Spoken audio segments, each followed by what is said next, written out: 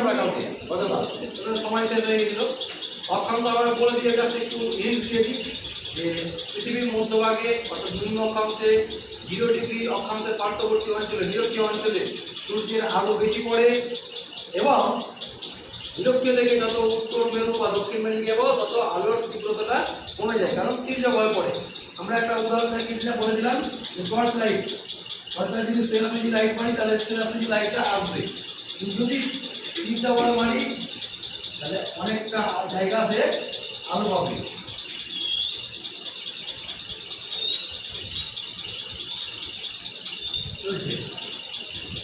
তাহলে বুঝতে পারছো তো, আলো আসার পরিমাণের উপর ভিত্তি করে জায়গা বেশি হয়ে যাচ্ছে উচ্চ অক্ষাংশে, তাই ওখানে টেম্পারেচার বা তাপমাত্রা কম হয়। ওকে, এবার উচ্চতা, উচ্চতা কি বলেছিলাম যে আমাদের প্রতি 1000 মিটার, কত 1000 মিটার, 1000 মিটার যদি আমরা হাইট বাড়ি তাহলে কত কমছে 6.4 ডিগ্রি টেম্পারেচার কমছে, যাকে আমরা কি বলছি ল্যাপস রেট। কি বলছি ল্যাপস রেট বা উষ্ণতা হ্রাসের স্বাভাবিক হার, এটা কমছে। এটা হ্যাঁ, টেম্পারেচার লস হচ্ছে। কেন কমছে? ভূস্তরের কাছাকাছি বায়ুর ঘনত্ব সব থেকে বেশি। যত উপরে উঠবো তত বায়ুর ঘনত্বটা কমতে থাকে। বায়ুর ঘনত্ব বেশি, এখানে তাপমাত্রা ধরে রাখে বেশি না। বায়ুতে ভাসমান জলীয় বাষ্প থেকে শুরু করে ধূলিকণা সবটাই ভূপৃষ্ঠ সংলগ্ন অঞ্চলে বেশি রাখে। যত উপরে উঠবো এই সমস্ত অ্যারোসল, ধূলিকণা, জলীয় বাষ্প কমে যায়। সেই জন্য ওখানে জলীয় বাষ্পের অ্যারোসল বা ধূলিকণা এগুলো কম থাকার কারণে সূর্যের আলোয় ধরে রাখতে পারে না। ভূপৃষ্ঠের সঙ্গে যে সূর্যকণা বা আলো রশ্মিটা আসছে ভূপৃষ্ঠকে বেশি উত্তপ্ত করে, এবং ভূপৃষ্ঠ থেকে বিকিরণ পদ্ধতি তখন উপর দিকে যায়। সবটা সর্বক্ষেত্রে সম্ভব হয় না, সেই জন্য নিচের তো তাপমাত্রা বেশি থাকে। এবার আসছে যে এই উচ্চতা যে একটা অংশ হচ্ছে যে বৈপরীত্য উত্তাপ। বৈপরীত্য উত্তাপটা কি? তোমার দেখে বুঝতে পারছি যে একটা পাহাড়ি অঞ্চল, এটা একটা কি পাহাড়ি অঞ্চল। তো আমরা এর আগে কি বলেছি যে উচ্চতা বাড়লে তাপমাত্রা কমে যায়। একটু আগে লিখলাম -6.4 ডিগ্রি সি কমছে, মাইনাস হচ্ছে প্রতি 1000 মিটারে। 1000 মিটারে কত কমছে? কিন্তু কখনো কখনো উচ্চতা বাড়ছে কিন্তু তাপমাত্রা বাড়ছে, প্লাস আছে, এটা মাইনাস ছিল, এটা প্লাস হচ্ছে। যদি এইরকম পরিস্থিতি হয় তখন তাকে বলছে বৈপরীত্য উত্তাপ। মানে উপরে উঠলে তাপমাত্রা কমবে, এটা স্বাভাবিক ঘটনা। তাহলে এর বিপরীত ঘটনা ঘটছে, সেটা বলা হয় বৈপরীত্য উত্তাপ বা ইনভার্সন অফ টেম্পারেচার। কেন হচ্ছে? এটা পর্বত, উঁচু পর্বত, বরফ জমে রয়েছে। ওই যে রাত্রেবেলা সূর্যে আলো কিন্তু খুব একটু কি হয়, বরফে পড়ে যায়। তারপরে এখানকার যে বাতাসটা সেটা কি হয়ে যায় ভারী, শীতল বাতাস, ভারী শীতল বাতাস। কেন বরফ তাও যত উপরে যাবে টেম্পারেচার কম, সেই ভারী শীতল বাতাস কি হয় নিচের দিকে নামতে থাকে। এবার দিনের বেলায় এখানে তো সূর্যের আলো পেয়ে এখানে বাতাসটা কি ছিল? উষ্ণ বাতাস ছিল, উষ্ণ ছিল, এটা ছিল শীতল, এটা কিন্তু ব্যাপারটা হয়ে গেছে যে এই শীতল বাতাস ভারী বলে নিচে নেমে যাওয়ার ফলে উষ্ণ বাতাস একটু কি হচ্ছে উপর দিকে শুরু করছে। ভারী উষ্ণ বাতাস এমনি হালকা, তারপরে উপর দিকে আছে ভারী বাতাস নিচে নেমে আসছে। এই যে উষ্ণ বাতাস উপরে উঠছে, যেহেতু উষ্ণ বাতাস এই উপত্যকার গা বেয়ে উপরে উঠে, উপত্যকার গা বেয়ে উপরে ওঠে, তাহলে যেখানে যাবে সেখানে তাপমাত্রা কি হবে? পারবে না, ওটাই হয়। তাহলে ধরলাম এখানে যদি টেম্পারেচার আমাদের 4 ডিগ্রি সি হয়, কত ডিগ্রি? 4 degree C. তাহলে এখানে গিয়ে হয়ে গেল ডিগ্রি। আবার এখানে গিয়ে 4 ডিগ্রি, এখানে গিয়ে 2 ডিগ্রি, এখানে গিয়ে হচ্ছে 0 ডিগ্রি। সম্পূর্ণটা হবে না, শুধু কিছুটা অংশ পর্যন্ত বাড়বে। হ্যাঁ, একদম উপত্যকায় শীতল বাতাস নেমে যাচ্ছে, যেন টেম্পারেচার কম, এখানকার উষ্ণতা একটু কম রেখে এই জায়গাটা কি হচ্ছে বাতাসটাকে গরম করছে, যেখানে টেম্পারেচার একটু বেশি। তো এই যে উপত্যকা অঞ্চলে, পার্বত্য অঞ্চলে ভ্যালিতে একেবারে নতুন ধারে জন্য বা এমনি উপত্যকা থাকলেও না থাকলেও লোক সংখ্যার বসতিটা কম থাকে। এই কারণে কেন ওখানে প্রচন্ড ঠান্ডা থাকে, একটু উপরে পাহাড়ের গায়ে থাকলে কি হয় তাপমাত্রাটা একটু বেশি পাওয়া যায়, একটু গরমটা বেশি পায়। বোঝা গেল জিনিসটা? বই পড়ে করতাম। কোনো প্রশ্ন আছে এটা নিয়ে যে কেন এটা ঘটনা ঘটছে?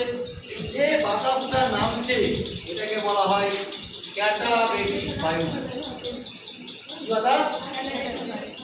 ক্যাটাবেটিক বায়ু। আর এই যেটা উষ্ণ বাতাসটা উপরে উঠছে এটা হচ্ছে অ্যানাবেটিক। নাম হচ্ছে অ্যানাবেটিক। একটা ক্যাটাবেটিক যেটা নাম কি শীতল ভারী বাতাস, উষ্ণ বাতাস, অ্যানাবেটিক বায়ু।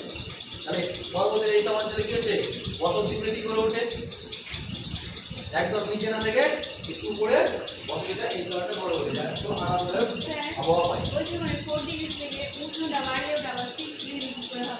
এই যে উষ্ণতা ও বাতাসটা এখানে ভারী বাতাস নেমে গেল, শীতল ঠান্ডা, এই উষ্ণ বাতাসটা একটু উপরে উঠতে পারলো, তো এই উষ্ণ বাতাসে সংস্পর্শে এটা গরম হলো না, তো 4 ছিল 6 হয়ে গেল, আরো উপরে হয়ে যাবে, কমতে লেগেছে। সম্পূর্ণ একদম পর্বত শীর্ষ পর্যন্ত যাবে না, কিছু অংশে এটা ঘটে। হ্যাঁ, এখানে সব থেকে বেশি হওয়ার কথা ছিল, তারপরে কম কম একদম উপরে উচ্চতা বাড়ছে, কম হওয়ার কথা ছিল, উচ্চতা বাড়ার সঙ্গে সঙ্গে এখানে কি হচ্ছে উষ্ণতাও বেড়ে যাচ্ছে। এই ঘটনাটি তো ইনভার্সন অফ টেম্পারেচার, অর্থাৎ পরিবর্তিত ঘটনা ঘটছে। এটাই বিপরীত ঘটনা ঘটছে। ক্লিয়ার? এটাই না?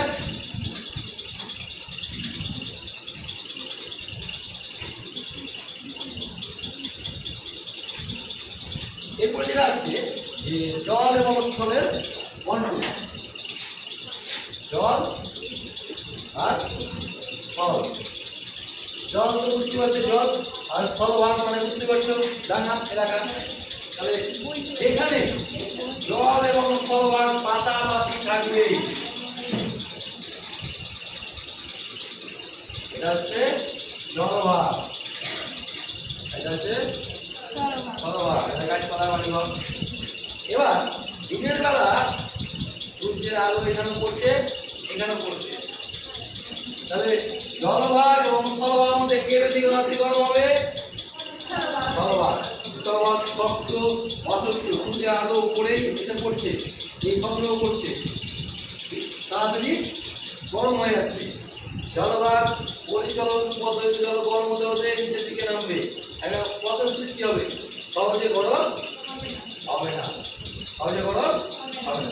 তুমি একটা যদি গ্যাসে পাইপ খাওয়ার আছে, একটা লোহার জিনিসকে কাছে ধরো, যত তাড়াতাড়ি গরম হবে, এক গ্লাস জল দেন একবার, সহজে গরম হবে না। আর জলটা পুরোটা গরম হবে, ওটা কন্টিনিউ চলবে, সবটা একসঙ্গে। আর এখানে কি হচ্ছে স্থলভাগ ওপরটাই তাড়াতাড়ি গরম হয়ে যাবে, জানো ওইখান দিয়ে ভেতর যাচ্ছে না, জলের প্রবাহ উপর থেকে একটা চ্যানেল সৃষ্টি হয় বা পরিচালন স্রোত সৃষ্টি হয়, এখানে তো হচ্ছে না, উপরটাই তাড়াতাড়ি গরম হয়ে যাচ্ছে। স্থলভাগ কি হচ্ছে দিনের বেলা বেশি গরম, বেশি গরম দিনে। হ্যাঁ, আর এটা ঠান্ডা দিনে। ঠান্ডা না, ঠান্ডা কতটা ভুল, এর থেকে কম, এর থেকে কম থাকে, এও কম হবে কিন্তু এর থেকে কম। তাহলে স্থলভাগ জলভাগের পাশাপাশি থাকে, তো দিনের বেলা এখানে বেশি গরম। বেশি গরম মানে কি? নিম্নচাপ, নিম্ন চাপ, আর এটা কম গরম মানে উচ্চ চাপ। এই যে যে নিম্নচাপ উচ্চচাপ, মানে নিম্নচাপের বাতাস হালকা হয়ে উপরে উঠে গেল, এই জায়গাটা কি হলো, ফাঁকা হলো। দিনে সবচেয়ে গরম কখন হয়? দুপুরবেলা। আর দুপুরের পরে এ তখনও ঠান্ডা থাকে এর থেকে, তখন এখান থেকে বাতাস এখানে ঢুকে আসে বিকেলের দিকে। কখন আসে? বিকেলের দিকে। তাহলে দুপুর দুটোর পরে দেখবে আরো বেশি গরম হয়, 4টা পর্যন্ত গরম থাকে বেশি। দুপুর দুটোর সময় তো বেশি গরম হয়, কিন্তু তারপরে গরমটা থাকে। এখান থেকে তোমার বাতাস এই শূন্য স্থান করতে নিম্ন যাবে, উঠে আসে কোথায়? সমুদ্রের ধারে বাতাস দেখা যায়। এখানে সমুদ্র থেকে আসে বলে নাম হচ্ছে সমুদ্র বায়ু। কখন আসে এটা? বিকেলে বা সন্ধ্যা। যদি কোনোদিন দীঘা বেড়াতে যাও, পুরী বেড়াতে যাও, দেখবা সন্ধ্যাবেলা খুব আরামদায়ক, বিকেলের পরে খুব আরামদায়ক। হ্যাঁ, তাহলে এটা হচ্ছে সমুদ্র বায়ু। ঠিক একই ঘটনা, তাহলে এদিকেও একটা সমুদ্র রয়েছে।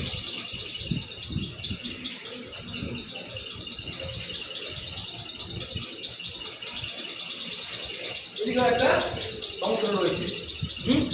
তাহলে রাত্রেবেলা এ বেশি ঠান্ডা হবে, কখন? রাত্রে। এ কিন্তু গরম থাকবে, আর এ কি হবে? ঠান্ডা। কেন? তাপ বর্জন করে দিচ্ছে। দিনের বেলা যেটা এসেছিল সংগ্রহ করেছিল, রাত্রেবেলা তাপটা বর্জন করে দিচ্ছে। কঠিন পদার্থ রাত্রে ঠান্ডা হচ্ছে। এ গরম ছিল তুলনামূলকভাবে স্থলভাগের থেকে কম গরম ছিল, কিন্তু এর থেকে রাত্রেবেলা গরম, তার থেকে স্থলভাগে একই গরম। সেই জন্য ভোরবেলায় কি হয়? ভোরবেলায় এই যে ঠান্ডা, সেই জন্য এখানে দেখো শীতল বায়ু, এটা গরম আর এটা উষ্ণ বায়ু। উষ্ণ বায়ু, আর উষ্ণ বায়ু মানে কি? নিম্নচাপ। ভোরবেলা কি হয়? সবথেকে ঠান্ডা কম পড়ে ভোরবেলা। স্থলভাগ থেকে তখন সমুদ্র দিকে বাতাস ছুটে আসে। কখন? ভোরবেলা। ভোরবেলা তখন বেশি ঠান্ডা হয়, তখন বেশি শীতল। আর তুলনামূলক জলভাগ তখন গরম। গরম মানে নিম্নচাপ। এই জন্য এইকে বলা হয় স্থল বায়ু। এগুলোকে ক্লিয়ার হলো? স্থলবায়ু আর সমুদ্র বায়ু। হ্যাঁ, সমুদ্রের ধারে যদি কোনো জায়গা থাকে, জল এবং স্থলভাগ পাথরে থাকে, তাহলে আবহাওয়াটা কেমন হবে? সকালেও ঠান্ডা একটা বাতাস পাচ্ছে, বিকেলেও পাচ্ছে, আবহাওয়াটা মনোরম, খুব সুন্দর, শরীরের পক্ষে ভালো। কিন্তু জল নেই, স্থলভাগ থেকে জলভাগ অনেক দূরে। দিনের বেলা প্রচণ্ড গরম, রাত্রেবেলা প্রচণ্ড ঠান্ডা। নদীটা যেহেতু ছোট, নদীর ধারে একটা যদি বড় অনেক বড় নদী হয়, তাহলে স্থানীয়ভাবে হতে পারে ওর পার্শ্ববর্তী শিকড় দেবে, বেশি দূর চলে যাবে না, নদীর ধারটাতে আসতে হবে, ওর থেকে অনেক দূর যাবে না। কিন্তু সমুদ্র যেহেতু বিশাল বড়, এর প্রভাবটা অনেক বেশি পড়ে। তাহলে যদি স্থলভাগে সমুদ্র থেকে দূরে হয়, তাহলে কি হবে? দিনের বেলা কি হবে? দিনে গরম, রাতে ঠান্ডা। স্থলভাগে। জলবায়ু কি হবে? জলবায়ু মোটামুটি একই রকম থাকবে, দিনের বেলা একটু গরম, রাতে কম ঠান্ডা। অর্থাৎ সমুদ্রে আবহাওয়া একরকম থাকবে, স্থলভাগে তাপমাত্রাটা কিন্তু অনেকটা হেরফের করবে। স্থলভাগে তাপমাত্রা অনেক হেরফের করবে। বাতাসে আপেক্ষিক আর্দ্রতা থাকবে না, জলীয় বাষ্প কম থাকবে, যত সমুদ্র থেকে দূরে হবে। আমাদের ভারতবর্ষে এক মিনিট, এটা তো বুঝে গেছ? হ্যাঁ,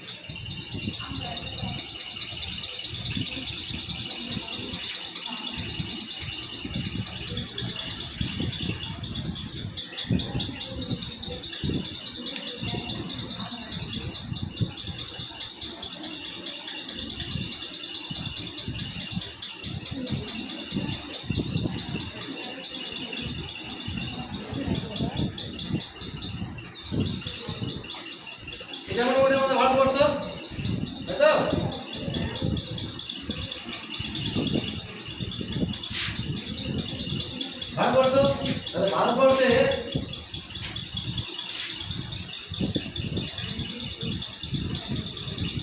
তিন দিকে আরব সাগর, বঙ্গোপসাগর, ভারত মহাসাগর।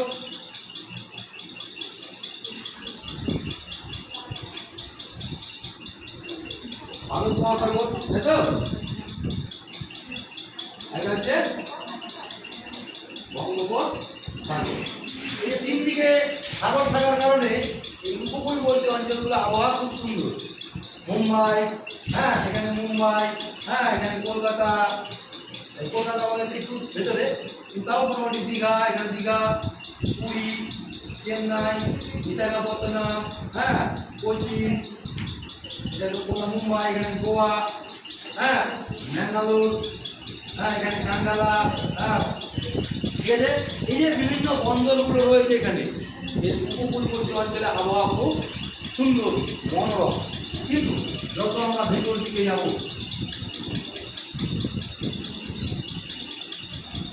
এখানে আবহাওয়া কি দুঃখ, আবহাওয়া দুঃখ। এখানে রয়েছে নাগপুর, হ্যাঁ ভারত নদী পশ্চিমাঞ্চল রয়েছে নাগপুর। মুম্বাই, এই মুম্বাই এবং নাগপুর একই অক্ষাংশে, কিন্তু সমুদ্র থেকে দূরে। নাগপুর জলবায়ু খুবই রুক্ষ। আবার এদিকে রয়েছে দিল্লি, হ্যাঁ এখানে লখনৌ, হ্যাঁ কানপুর, এলাহাবাদ, হ্যাঁ এদিকে ভোপাল, এখানে জয়পুর, এখানে তো মরুভূমি রয়েছে। তবে যত উপকূল থেকে যত ফিরে যাবো, আবহাওয়া কেমন রুক্ষ, দিনে আমার প্রচন্ড গরম, রাত্রে তোমার একটু ঠান্ডা।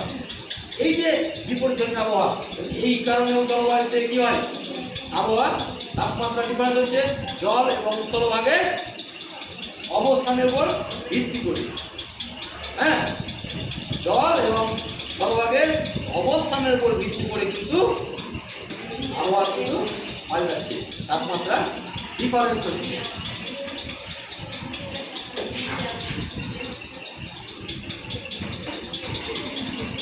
আরেকটা আগে ঘন্টা পড়ে গেল, হ্যাঁ যাই হোক, আমরা আরেকটা আমরা ওই পড়েছিলাম না, একটু শুনিয়ে গেছিলাম। এটা হচ্ছে ভূমির ঢাল। এখন যেটা পড়াচ্ছি সেটা হচ্ছে ভূমির ঢাল। ভূমির ঢালটা কি, যেদিকে সূর্যের আলো বেশি পড়বে, অর্থাৎ দক্ষিণ যদি গোলার্ধ হয়, পৃথিবী দেখো এটা নিরক্ষরেখা 0 ডিগ্রি, এই দিকে দক্ষিণ ভাগ, আর এই দিকটা উত্তর ভাগ। এই দিকে যদি মুখ থাকে নিরক্ষরেখার দিকে, সে ঢালটার মুখ থাকবে, সেদিকে আলো বেশি পাবে। হ্যাঁ এটা হচ্ছে অ্যাড্রেস, এদিকে আলো বেশি পাবে, এদিকে গরম হবে। এর ঠিক উল্টো পাশটা, যেটা নিরক্ষরেখা থেকে দূরের দিকে থাকবে, উপরের দিকে, এটা উঠে, ঠিক আছে। এদিকে কি হবে, ঢালটাকে উল্টো দিকে থাকার কারণে সূর্যের আলো কম পাবে, এদিকে ঢাল বেশি পাবে, এদিকে কম পাবে। এটা একটা গেল, বোঝা গেল তো? তোমার মনে কথা, সূর্যর আলো যেদিকে পড়বে সেদিকে আলো বেশি পাবে, বিপরীত দিকে কি হবে, কম পাবে, সূর্যের দিকের দিকে আছে। আর কি বলবো,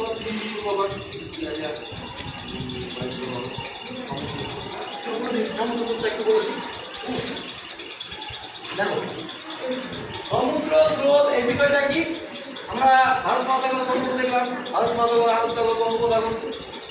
কিছু কিছু সমুদ্র স্রোত রয়েছে যেগুলো বড় অঞ্চল থেকে আসে, ধরে আছে সুমেরু অঞ্চল থেকে বা সুমেরু অঞ্চল থেকে। ওইগুলো হচ্ছে কি শীতল স্রোত, ঠান্ডা সমুদ্র স্রোত যেদিকে যাবে সেদিকে কি করবে, ঠান্ডা দিকে আসবে। ওই উপকূলবর্তী অঞ্চলে ঠান্ডা থাকবে, এবং নিরক্ষীয় অঞ্চলে দেখা যাবে, যেটা নিরক্ষীয় অঞ্চলে দেখা যাবে যে স্রোত যাবে সেটা কি হবে, গরম। এই স্রোত যেদিকে যাবে সেটা গরম লাগবে, আর শীতল স্রোত থাকলে কি হবে, ঠান্ডা করবে। উত্তরে গ্রিনল্যান্ড স্রোত এবং ল্যাব্রাডর স্রোত বলে দুটো স্রোত রয়েছে। ওই স্রোতটা আসার পথে আমেরিকা, কানাডার উপকূল প্রচন্ড ঠান্ডা পড়ে শীতকালে। আবার উষ্ণ উপসাগরের স্রোত থাকে বলে শীতল অঞ্চলে হলেও ইংল্যান্ড বা ইউরোপের উপকূলগুলো শীতকালেও বরফ মুক্ত থাকে, বরফ জমে যাওয়ার কথা কিন্তু থাকে না। কেন, এই উষ্ণ স্রোত ওখানে যাচ্ছে, বরফ জমতে দেয় না। ঠিক আছে, নেক্সট যখন বাকিটা